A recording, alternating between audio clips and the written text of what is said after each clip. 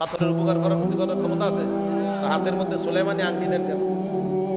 হ্যাঁ, হাতে সুলাইমানি আংটি, হাতে সুলাইমানি আংটি কেউ কই পাইছেন? গাজীপুর চৌরাস্তায় হুজুর একজনে মাইক দিয়া দাঁড়ায় দাঁড়ায় বেচতেছিল, তো করতে আনছে আজমি শরীফ আনছে। কি আংটি? সুলাইমানি আংটি। এই পাথরে কি হয়? হুজুর কিছু নাকি হয়। নাউজুবিল্লাহ বলেন, আরো জোরে নাউজুবিল্লাহ বলেন। পাথরে কি হয়? হজরে আসওয়াদের চেয়ে এইটা পাথর দামি বেশি, এই চৌরাস্তাটা?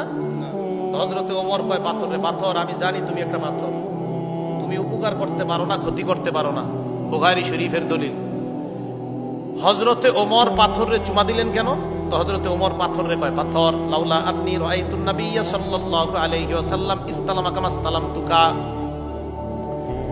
আমি যদি আল্লাহ নবীকে তোমাকে কখনো চুমা দিতে না দেখতাম, আমি ওমর জিন্দেগিতেও তোমাকে চুমা দিতাম না।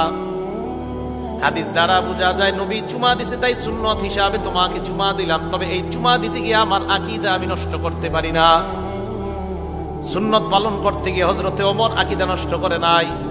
এবার আবার আগের জায়গায় আসেন, কবরস্থানে আমরা গেলাম সুন্নত হিসাবে।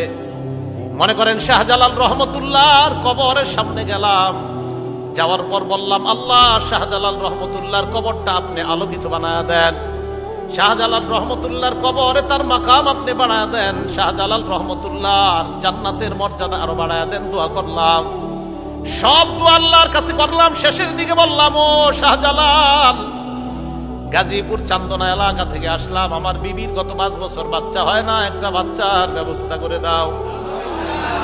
এ তখন শব্দে আল্লাহরে বললেন, বাচ্চাটা চাইলেন এর কাছে। তাহলে সুন্নত পালন করতে গিয়ে আকীদা শেষ হয়ে গেল। হ্যাঁ, এই যে এটা বুঝাইতেছিলাম, সুন্নত কবর জিয়ারত করলেন, শেষে একটা করে আকীদা শেষ করলেন। এটা কোন আয়াতের সাথে সাংঘর্ষিক? সূরা শূরা আয়াত নাম্বার 49, 50, 25 নাম্বার পারা 7 নাম্বার পৃষ্ঠা আল্লাহ বলেন, ইয়াখলুকু মা ইয়াশা, আল্লাহ যা চায় তা সৃষ্টি করেন। ইয়াহাবু লিমান ইয়াশাউ ইনাসা, আল্লাহ চাইলে কন্যা দেয়। ওয়া ইয়াহাবু লিমান ইয়াশাউ যুকুর, আল্লাহ চাইলে ছেলে দেয়। আও ইউযাওয়িজুহুম যুকরানা ওয়া ইনাসা, আল্লাহ চাইলে ছেলে দেয় মেয়ে দেয়। আও ইউযাওয়িজুহুম যুকরানা ওয়া ইনাসা ওয়া ইয়াজআলু মান ইয়াশাউ আকীমা, আল্লাহ চাইলে ছেলেও দিবে না মেয়েও দিবে না, ওই নারীকে বন্ধা বানাবে, এই ক্ষমতাও একমাত্র কার?